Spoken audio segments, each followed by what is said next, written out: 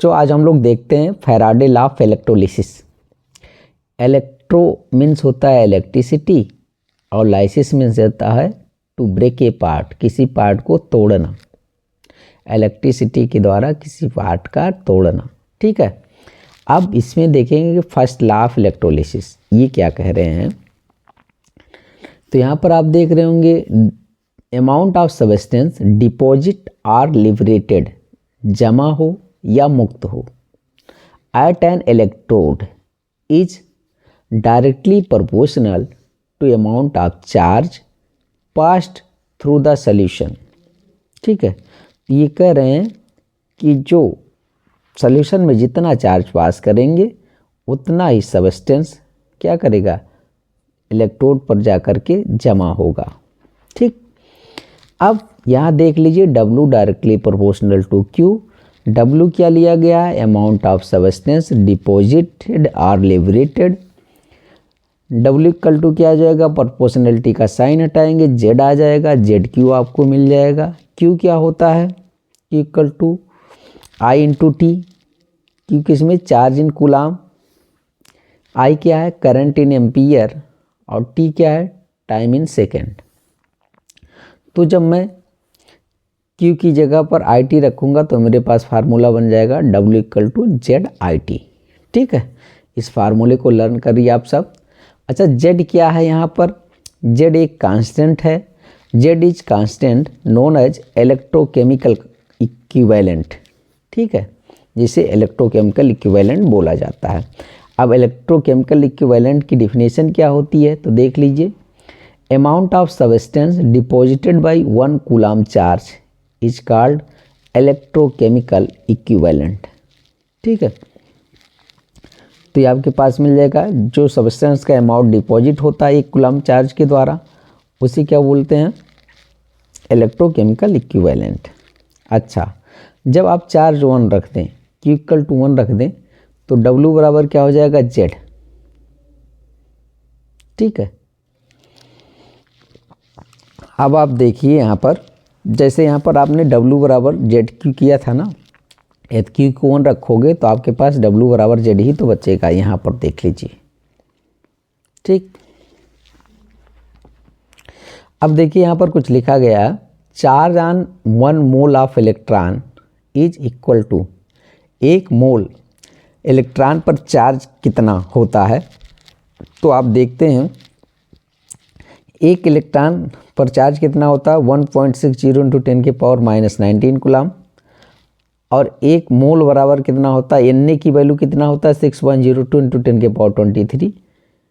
इसको मल्टीप्लाई करने पर आपके पास आ जाता है लगभग 96,487 कूलाम, और इसको रफली 96,500 माना जाता है। तो आप इसको दे जानिएगा कि charge on 1 mole of electron is 96,500 या 1 फैराडे। ठीक है, 1 फैराडे इक्वल टू क्या होता है, 96,500 कूलाम। अब यहाँ पर आगे देखेंगे क्या लिखा, 1 Faraday deposit 1 gram equivalent of any species.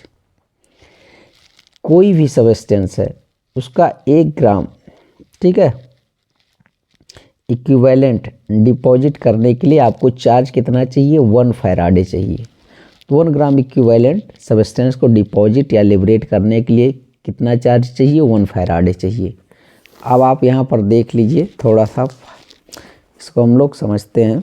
मान लो लेट है E is equivalent weight, E क्या है, इक्विवेलेंट वेट है। ठीक है, then E gram will be liberated or deposited by 96,500 coulomb. 96,500 coulomb के द्वारा E ग्राम डिपॉजिट होता है। तो ये लिखा है, देखिए ऐसे लिखा है उसको, आप इसको मान लो इक्विवेलेंट वेट। तो 96,500 कूलाम बराबर कितना होता है, E ग्राम। ठीक है, तो 1 कूलाम के द्वारा कितना होगा, E बाई 96,500 ग्राम। ठीक है, तो आप बाय डिफिनेशन जो Z था ना, वो Z क्या था, amount of substance deposited bye 1 coulomb charge is called electrochemical equivalent. तो 1 कूलाम के द्वारा कितना सब्सटेंस डिपॉजिट होता है, तो मैं बाय डेफिनेशन क्या कर सकता हूँ, जेड बराबर क्या रख सकता हूँ, E1 96,500, मतलब जेड की जगह पर मैं क्या रखने वाला हूँ, 96,500। तो अब मेरे पास क्या बन जाएगा फार्मूला, W बराबर जेड क्यू होता था ना, देखिए आप जो हम लोग अभी फार्मूला इसको पढ़े थे, तो W बराबर जेड क्यू था। अब जेड और क्यू बराबर क्या होना था आपके पास, क्यू था I इंटू टी, और जेड की जगह पर अब क्या रखा जाएगा, ये 96,500। तो मेरे पास फार्मूला W बराबर क्या हो जाएगा, E इंटू आई इंटू टी अपान 96,500। ठीक है, और इधर देख लीजिए आप, E क्या है, इक्विवेलेंट वेट। इक्विवेलेंट वेट कैसे निकाला जाता है, एटॉमिक मास अपान एन फैक्टर। ठीक है, तो इसको मैं सिंबल के फॉर्म में लिख दे रहा हूँ, E इक्वल टू क्या, एम अपान एन। ठीक, तो अब मैं E की जगह पर क्या रखूँगा, इसको देखिए E की जगह पर मैंने क्या रखा, एटॉमिक मास मतलब इस्तेमाल एम इंटू आई into T upon N into 96,500। ठीक, अब आप क्या करें, आप एटॉमिक जो मास है ना इसको इधर लाओ, तो हो जाएगा W अपान एम, और W अपान एम क्या होता है, मोल। ठीक है, तो आपके पास एक फार्मूला और मिल जाएगा, मोल इक्वल टू क्या हो जाएगा, Q अपान एन इंटू एफ। एन यहाँ पर क्या है, एन फैक्टर है, और यहाँ पर क्या है, Q क्या है, सॉरी यहाँ पर 96,500 एफ है, और Q क्या है, I into T. I into T की जगह पर क्या रखा हूँ, की Q, और यहाँ पर एन, और यहाँ पर एफ। ठीक है, तो अब देख लीजिए क्या क्या है यहाँ पर,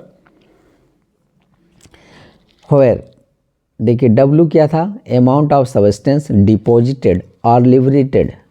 Q क्या था, charge in coulomb. I current in ampere. T आपके पास है, T आपके पास है टाइम इन सेकंड। ठीक है, टाइम इन सेकंड।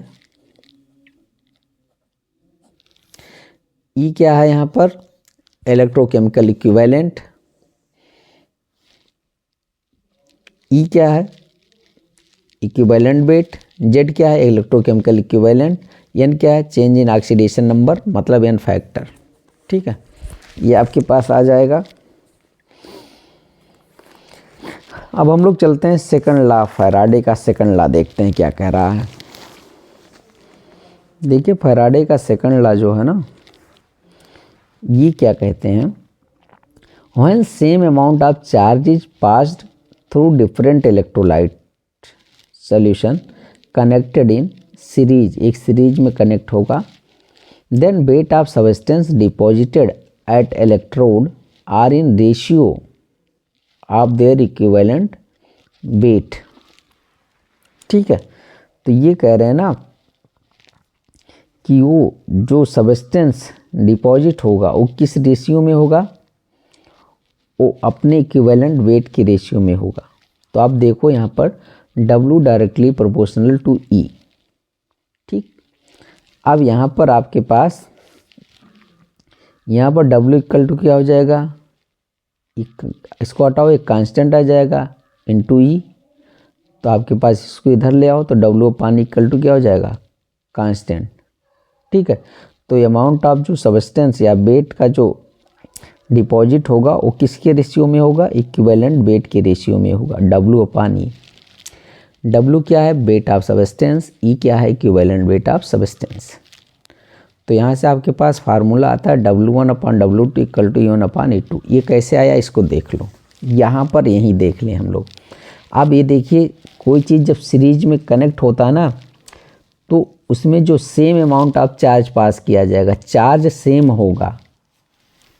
ठीक है, अब क्या मैं इसी को कैसे ये आया उसको देखते हैं। तो आप मान लो कि दो सब्सटेंस, ठीक है, सब्सटेंस ए को मैं मान रहा हूँ, उसके लिए W1 E1 मानूंगा, और सब्सटेंस बी को मानूंगा W2 E2। ठीक है, अब देखो पहले वाले को ले लो, W1 directly proportional to E1। ठीक है, प्रोपोर्शनलिटी का साइन हटा दो, तो W1 इक्वल टू क्या हो जाएगा, आपने कांस्टेंट मान लिया था, तो कांस्टेंट मतलब चार्ज तो सेम ही होगा ना, तो चार्ज या Q1 मान लो इसको, ये क्या हो जाएगा इनटू E1, ठीक है, ये आ जाएगा। प्रोपोर्शनलिटी का साइन हटाया, तो ये तो पहले के लिए था। ऐसे दूसरा जब होगा तो W2 directly proportional to E2। अच्छा, इसको फिर से हटाओगे आप तो Q2 आ जाएगा, ठीक है, और यहाँ पर हो जाएगा आपके पास E2। अभी चार्ज क्या है Q1 के लिए, मतलब सेम है, तो अब हम क्या करें, इक्वेशन फर्स्ट को 2 से डिवाइड कर दें, तो मेरे पास आ जाएगा W1 अपान W2 और इक्वल टू क्या हो जाएगा Q इंटू E1 अपान क्या हो जाएगा Q इंटू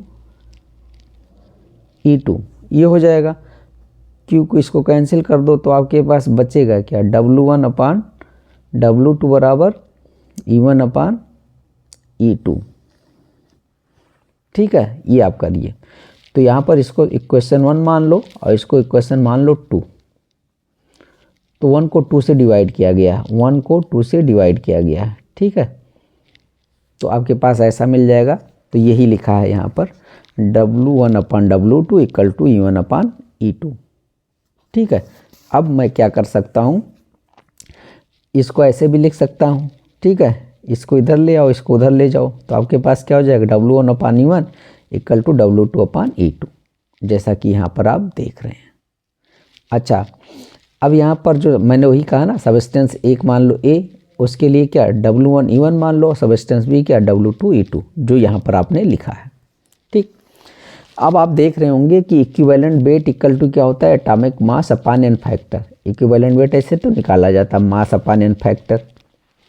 तो अब देखिए आप सब, मैं क्या कर रहा हूँ, इसको ऐसे लिख ले रहा हूँ, ठीक है, W1 upon W2 equal to E1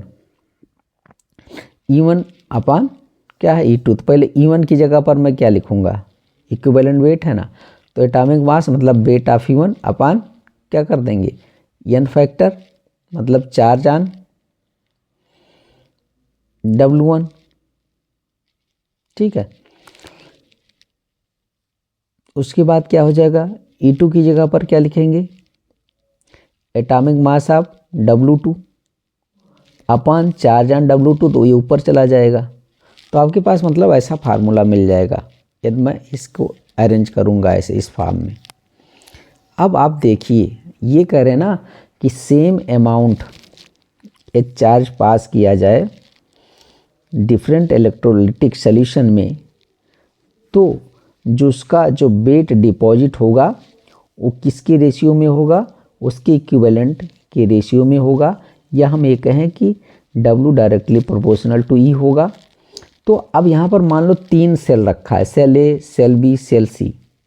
अब ये कह रहे हैं एक सीरीज में कनेक्ट हैं, इसमें सेम अमाउंट ऑफ चार्ज, ठीक है, पास किया जा रहा है।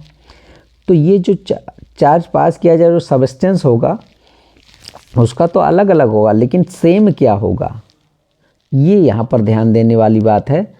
तो इसमें इक्विवेलेंट जो होंगे ना वो सबके सेम होंगे। तो X इक्विवेलेंट यदि इसके डिपॉजिट होंगे तो X इसके भी होंगे, X इसके भी होंगे।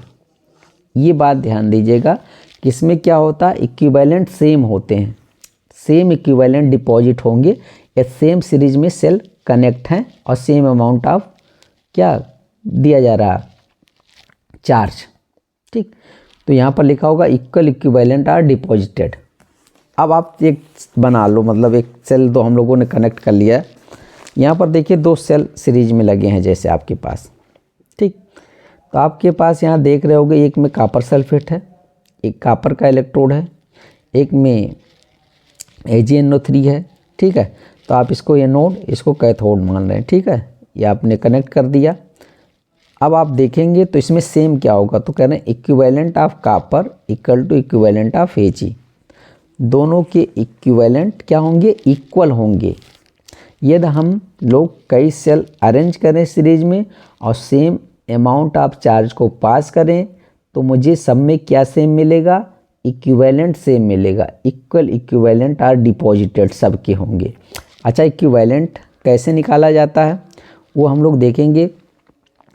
तो यहाँ पर देखिए नंबर ऑफ ग्राम इक्विवेलेंट कैसे निकाला जाता है, मास अपान इक्विवेलेंट मास, ठीक है, या इक्विवेलेंट वेट आप बोलिए, वेट अपॉन इक्विवेलेंट वेट। तो यहाँ पर आप देखोगे इक्विवेलेंट ऑफ कॉपर किसके बराबर होगा, इक्विवेलेंट ऑफ Ag।